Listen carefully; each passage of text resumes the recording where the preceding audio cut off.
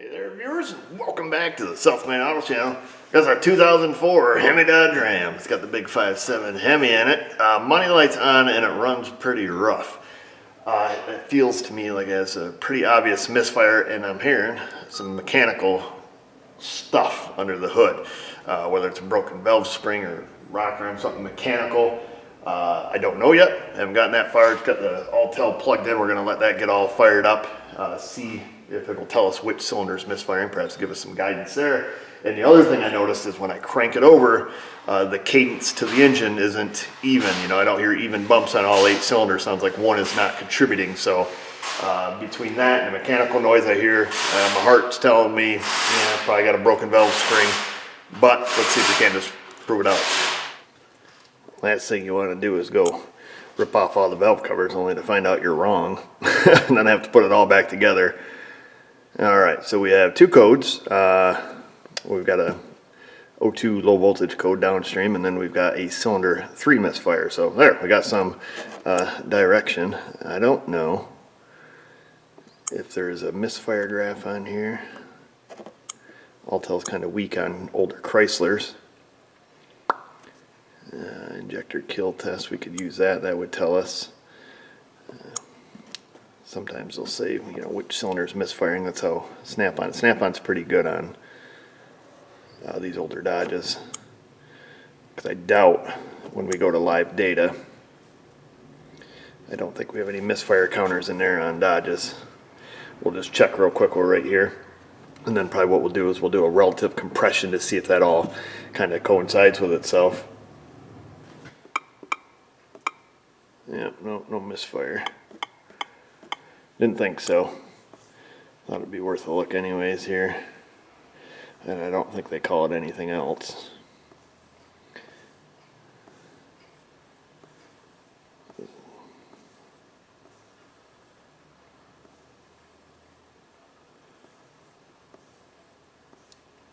Nope. Alright, let's keep trucking. So in order to do a relative compression test, we need a trigger. So you guys have seen us do relative compression tests in the past probably, so we're going to hook to the battery and we're going to crank it over and we're going to compare either voltage or starter amperage draw. And each time a cylinder comes up on compression, the amperage draw should increase. So usually you can look at that waveform and make a quick determination if relative to each other, if all the cylinders are the same. And let's say hypothetically we have a low one, so we have, high current draw, and now all of a sudden we got nothing, high current draw, so we have, a cylinder that's not contributing. We can see that on a waveform, but we need to know which cylinder it is. So in this instance, we need a trigger, we need a reference point. So typically you'll, probe a coil or something, and then you'll have a reference, use whatever coil you want. As long as you know the firing order, you can, plot that on your graph and away you go. In this case, it looks like this is a wave spark system. So we have one coil, and this coil sparks this cylinder, I guess for lack of a better term, and then also fires, the exhaust stroke on another cylinder. So instead of, looking at secondary waveforms and, looking at the one with the higher KV and determining that's this cylinder, which potentially could be low on compression, the easiest thing for me to do is we're just going to stick a pressure transducer in this hole and then hopefully, maybe, determine if there is something mechanically wrong with this cylinder. We'll see that. Plus, we'll have a trigger and, like I say, hopefully kill 2 birds, 1 stone. So I'm just going to unplug coil. These have 2 spark plugs per cylinder. I'm going to pull out 1 spark plug. We'll stick our transducer in there. We'll hook up our scope on the battery and we'll crank it over and we'll see what relative compression tells us. And we'll also see what our in-cylinder pressure tells us, which I'm not really good at, but we should be able to fumble our way through it here, I'm thinking. I'll tell you this much, we're not off to a good start. That is the spark plug I just took out. That's kind of interesting, huh? Either a little gremlin crawled in there and whacked it shut, or something else pushed it shut. So that's pretty interesting. All right, folks, so here's what I'm thinking now that we've seen the spark plug. I think we got a little bit of a game changer. I got my old little scope here, my little Amazon jobby. I'll put a link to these. Pretty handy, pretty cheap. This is the rigid one. So I say I'll bring this up on your screen over here on the laptop so you can see. There's you guys over there. You can see what I see, and we'll all see what we see. Because being that spark plug is kind of banged over, that gives me some pause for some concern, so let's go down in the hole. Oh baby, where are you? Let's go on my feel here, folks. Whoa, what's that stuff? That's the top of the piston. And it looks like it's got some, I don't know what you want to call it, particles. I don't know what that is. Some kind of pieces of such stuck in there. Let me see if I can tweak our probe here a little bit. Hey, there's my skin. Let's see if we can, might have to move the piston. We might have to bump this thing over. Well, not doing a real fine job here, am I?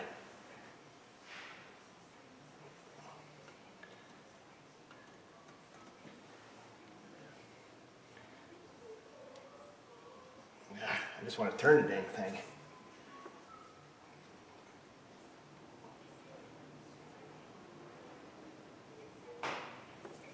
Maybe I'll get Mr. Josh to come over here and bump the... Hey, Josh! Yeah. Hey, would you come bump the key for me?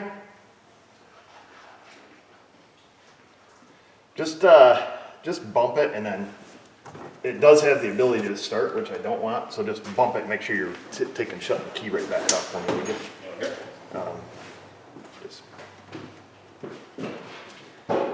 This could go horribly wrong, so we'll keep the camera on. Who doesn't like a little drama? Absolutely. Again. Again. Again. Yeah, we're just a little bit more. Okay, do it again. Okay. Again. Now, keep going. Again. Oh, I just fucked up our mirror. You fucked us up. Hold on. Well, the piston's going up and down, we know that, right? I think we might have been all the way down at the bottom as it was. Okay. Just a second here, let me get back in here. Bump it again, Josh. Again. Okay, just a second. Let me examine this while it's up top here. Everything always looks like a crack, you know. Yeah. Poor resolution camera, and of course it didn't focus that close. Definitely something in top of the piston here. Go ahead and bump it. Again. Again. That's good enough. Yeah, go ahead and shut the key off. Yeah, that's good, Josh. Let's see, I think that is a broken piston right there. Let's see if I can get the camera to turn the way I want it to turn here. Right. Come on, fella. I thought I could see it. I think in the bottom right-hand corner of your screen, let me see if I can move the mouse here. Right here, I believe that's a piston ring. Top of the piston's busted off. And I think all the pieces that we're seeing up in here are tops of the piston. Because I believe this right here is the piston ring. It appears to be clearly broke off right there, the top skirt of the piston. Or not really top skirt, I guess it would be, but I'm going to see if I can. It'd be nice to be able to rotate this thing. We fiddle with this here a little bit. I know it's kind of frustrating because you just want to touch it yourself. That's the only problem with the rigid one here. Come back up and out.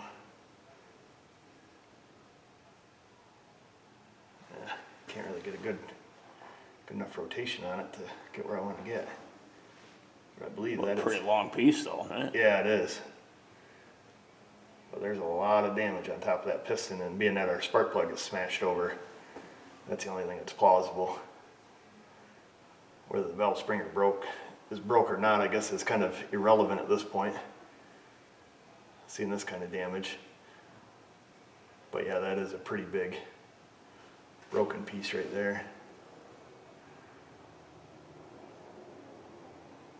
What's kind of hard to control this thing. Let me fiddle with this, folks, see if I can get us a better shot of that. All right, folks, I think we're doing better now. I'll pull this back up on your screen.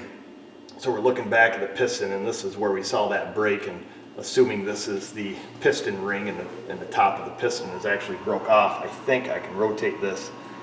I had it just enough so where I could see the other side of that break. I don't know if I can get it again or not. You can barely see it. The thing's broke almost halfway around. You're almost just gonna have to believe me at this point. But it's clearly busted off right there. And then we had it so it was just barely in the screen. It's not clear enough to make out right there. Yeah, you can see it right. Come on. Trying to hook the camera on the threads of the spark plug hole to tweak it over a little bit, but